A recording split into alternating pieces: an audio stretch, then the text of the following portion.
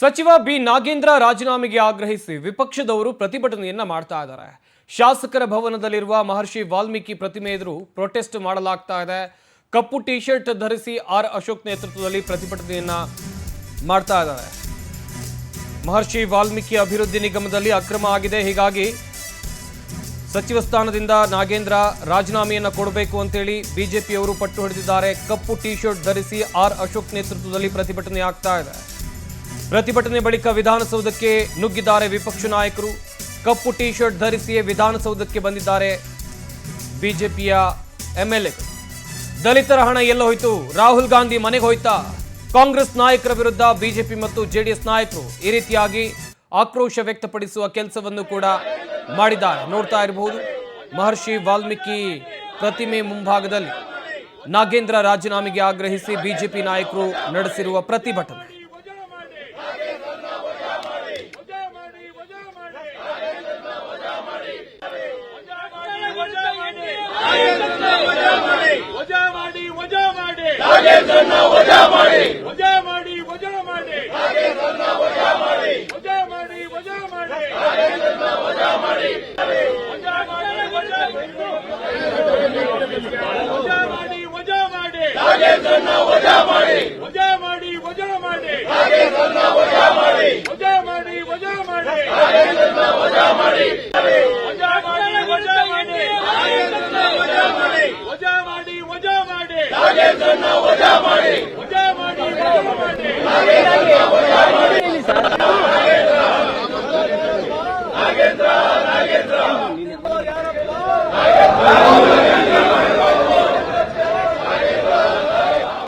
ಅಭಿವೃದ್ಧಿ ನಿಗಮದ ಹಣವನ್ನ ಲೂಟಿ ಮಾಡಬೇಕಾದ್ರೆ ದಲಿತರು ನೆನಪಾಗ್ಲಿಲ್ವಾ ನಾಗೇಂದ್ರ ಅವರೇ? ವಾಲ್ಮೀಕಿ ಅಭಿವೃದ್ಧಿ ಹಣವನ್ನ ಲೂಟಿ ಮಾಡಬೇಕಾದ್ರೆ ರಾಹುಲ್ ಗಾಂಧಿ ಅವರಿಗೆ, ಕೆ.ಸಿ. ವೇಣುಗೋಪಾಲ್ ಅವರಿಗೆ, ಡಿ.ಕೆ. ಶಿವಕುಮಾರ್ ಅವರಿಗೆ ದಲಿತರ ಹಣ ಅಂತೇಳಿ ನೆನಪಾಗ್ಲಿಲ್ವಾ? ಇವತ್ತು ದಲಿತರ ಮೇಲೆ ಅಂತೇಳಿ ನಾವು ಟಾರ್ಗೆಟ್ ಮಾಡ್ತಿದ್ವಿ ಅಂತ ನಮ್ಮೆಲ್ಲ ಆರೋಪ ಮಾಡ್ತಿರಲ್ಲ. ನಿಮ್ಗೇನಾದ್ರೂ ನಾಚಿಕೆ ಮಾನ ಮರ್ಯಾದೆ ಕಾಂಗ್ರೆಸ್ ಸರ್ಕಾರಕ್ಕೆ ಏನಾದ್ರು ಇದ್ರೆ ಈ ಸಬಬನ್ನ ಕೊಡುವುದನ್ನ ಬಿಟ್ಟು ದಲಿತರ ಅಭಿವೃದ್ಧಿಗೆ ಮೀಸಲಿಡತಕ್ಕಂಥ ಹಣವನ್ನ ಲೂಟಿ ಹೊಡೆದಿರುವಂತಹ ನಾಗೇಂದ್ರ ಅವರನ್ನ ಸಚಿವ ಸಂಪುಟದಿಂದ ಕೈ ಬಿಡಬೇಕು. ಮಾನ್ಯ ಮುಖ್ಯಮಂತ್ರಿ ಕೇಳೋದಕ್ಕೆ ಇಷ್ಟಪಡ್ತೇನೆ. ಇವತ್ತು ಸಿದ್ದರಾಮಯ್ಯನವರು ಕೂಡ ಮಾತನಾಡಬೇಕು. ಮಾಜಿ ಮುಖ್ಯಮಂತ್ರಿಗಳು ಯಾಕೆ ಹಿಂದಿನ ಮುಖ್ಯಮಂತ್ರಿಗಳು ಸಿದ್ದರಾಮಯ್ಯನವರು ನಾಗೇಂದ್ರ ಅವರನ್ನ ಸಚಿವ ಸಂಪುಟದಿಂದ ಡ್ರಾಪ್ ಮಾಡಿದ್ರು? ಇಂದಿನ ಮುಖ್ಯಮಂತ್ರಿಗಳು ಡಿ.ಕೆ. ಶಿವಕುಮಾರ್ ಅವರು ಅವ್ರನ್ನ ಕ್ಯಾಬಿನೆಟ್ ತೆಗೆದುಕೊಂಡಿದ್ದಾರೆ ಅಂತ ಹೇಳಿದ್ರೆ ಅಂತ ಬದಲಾವಣೆ ಏನಾಗಿತ್ತು? ಏನೋ ಕ್ಲೀನ್ ಚಿಟ್ ಕೊಟ್ಟಿದ್ರ? ಎನ್ಫೋರ್ಸ್ಮೆಂಟ್ ಡೈರೆಕ್ಟರೇಟ್ ಕ್ಲೀನ್ ಚಿಟ್ ಕೊಟ್ಟಿದ್ಯಾ? ಯಾರು ಕ್ಲೀನ್ ಚಿಟ್ ಕೊಟ್ಟಿದ್ದಾರೆ ನಿಮಗೆ?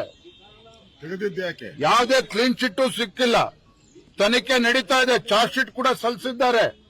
ಇವತ್ತು ನಾಗೇಂದ್ರ ಅವರನ್ನ ಒಬ್ಬ ಭ್ರಷ್ಟನನ್ನ ಮತ್ತೆ ಸಚಿವ ಸಂಪುಟಕ್ಕೆ ಸೇರಿಸಿಕೊಂಡು ರಾಜ್ಯದಲ್ಲಿನ ದಲಿತ ಸಮುದಾಯಕ್ಕೆ ಮೋಸ ಮಾಡಿದ್ದೀರಿ, ವಂಚನೆ ಮಾಡಿದ್ದೀರಿ ಅಂತ ಹೇಳಿ ಈ ಸಂದರ್ಭ ಹೇಳೋಕೆ ಇಷ್ಟಪಡ್ತೇನೆ. ಈಗಲೂ ಹೇಳ್ತೇನೆ, ಮಾನ್ಯ ಮುಖ್ಯಮಂತ್ರಿಗಳೇ, ನಿಮ್ಗೇನಾದ್ರೂ ರಾಜ್ಯದ ಜ್ವಲಂತ ಸಮಸ್ಯೆಗಳ ಬಗ್ಗೆ ಚರ್ಚೆ ಆಗಬೇಕು ಅಂತ ಹೇಳಿದ್ರೆ, ರೈತರ ವಿಚಾರ ಆಗಲಿ, ಬರ, ವಿದ್ಯಾರ್ಥಿಗಳ ವಿಚಾರ ಇವೆಲ್ಲವೂ ಕೂಡ ಚರ್ಚೆ ಆಗಬೇಕು ಅಂತ ಹೇಳಿದ್ರೆ, ಇವತ್ತು ನೀವು ಮನ್ಸು ಮಾಡಿದ್ರೆ 24 ಗಂಟೆಯಲ್ಲಿ ಸಚಿವನನ್ನ ಕ್ಯಾಬಿನೆಟ್ ಅಂತ ಕೈ ಬಿಡಬಹುದು ನಾಗೇಂದ್ರ ಅವ್ರನ್ನ. ಅದನ್ನ ಮಾಡೋದನ್ನ ಬಿಟ್ಟು ನೀವು ಕೂಡ ಇವತ್ತು ಬೀದಿಗಿಳಿದು ಪ್ರತಿಭಟನೆ ಮಾಡೋದಕ್ಕೆ ಕೊಟ್ಟಿದ್ದೀರ. ರಾಜ್ಯದ ಜನ ಎಲ್ಲವನ್ನೂ ಕೂಡ ಗಮನಿಸ್ತಾ ಇದ್ದಾರೆ. ಈ ಕಾಂಗ್ರೆಸ್ ಸರ್ಕಾರ ಭ್ರಷ್ಟಾಚಾರವನ್ನ, ಸಚಿವರ ಭ್ರಷ್ಟಾಚಾರಿತನವನ್ನ ಎಲ್ಲವನ್ನೂ ಕೂಡ ಗಮನಿಸ್ತಾ ಇದ್ದಾರೆ. ಈ ಬಗ್ಗೆ ಇನ್ನಷ್ಟು ಮಾಹಿತಿಯನ್ನ ಕೊಡ್ತಾರೆ ನಮ್ಮ ಪ್ರತಿನಿಧಿ ರೂಪೇಶ್ ಬೈಂದೂರು ಲೈವ್ ನಲ್ಲಿ ಜಾಯ್ನ್ ಆಗ್ತಾ ಇದ್ದಾರೆ. ರೂಪೇಶ್, ಕಳೆದ ಕೆಲವು ದಿನಗಳಿಂದ ದೊಡ್ಡ ಮಟ್ಟದ ಆಗ್ರಹ ಕೇಳಿ ಬರ್ತಾ ಇತ್ತು. ಈಗ ಕಪ್ಪು ಟಿ ಶರ್ಟ್ ಹಾಕೊಂಡು ಪ್ರತಿಭಟನೆಯನ್ನೇ ಮಾಡಿದ್ದಾರೆ ವಿರೋಧ ಪಕ್ಷದ ನಾಯಕರೆಲ್ಲ ಸೇರಿ. ಬಟ್ ಈ ಪ್ರತಿಭಟನೆಗೆ ಆಡಳಿತ ಪಕ್ಷ ಮಣಿಯುತ್ತಾ ಹೇಗೆ ರೂಪೇಶ್? ಸಂಪತ್ತು, ನಾಗೇಂದ್ರ ವಿರುದ್ಧ ಪ್ರತಿಭಟನೆ ಜೋರಾಗ್ತಾ ಇದೆ. ಯಾಕಂತ ಹೇಳಿದ್ರೆ ಬೇರೆ ಬೇರೆ ರೀತಿಯಾಗಿರತಕ್ಕಂಥ ಬೇರೆ ಬೇರೆ ಸ್ವರೂಪದ ಹೋರಾಟವನ್ನ ಬಿಜೆಪಿ ಮಾಡಿತ್ತು, ಅದೇ ರೀತಿಯಾಗಿ ಜೆಡಿಎಸ್ ಅದಕ್ಕೆ ಸಾಥ್ ಕೊಟ್ಟಿತ್ತು.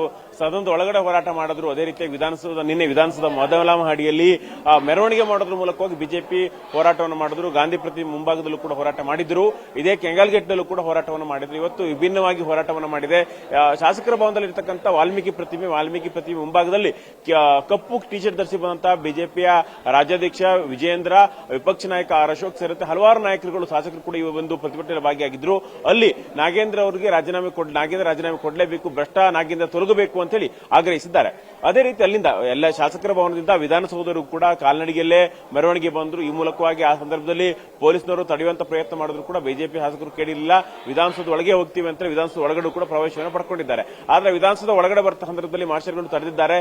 ಹೀಗಾಗಿ ಸಂದರ್ಭದಲ್ಲಿ ವಾಗ್ವಾದಗಳು ಕೂಡ ಆಗಿದೆ. ನಾಗೇಂದ್ರ ಅವರು ರಾಜೀನಾಮೆ ಕೊಡಲೇಬೇಕು, ಯಾಕಂದ್ರೆ ನಾಗೇಂದ್ರ ಅವರು ರಾಜೀನಾಮೆ ಕೊಡೋರ್ಗೂ ಕೂಡ ನಾ ಬೇರೆ ಚರ್ಚೆ ನಡೆಯೋಕೆ ಬಿಡೋದಿಲ್ಲ. ಅದೇ ರೀತಿ ಒಬ್ಬನ ಹಿತಾಸಕ್ತಿಗೋಸ್ಕರವಾಗಿ 223 ಜನರ ಹಿತಾಸಕ್ತಿಗಳನ್ನು ಅಡವಿಡ್ತಾ ಇದ್ದಾರೆ ಅನ್ನೋದನ್ನ ಮಾಡ್ತಾ ಇದೆ.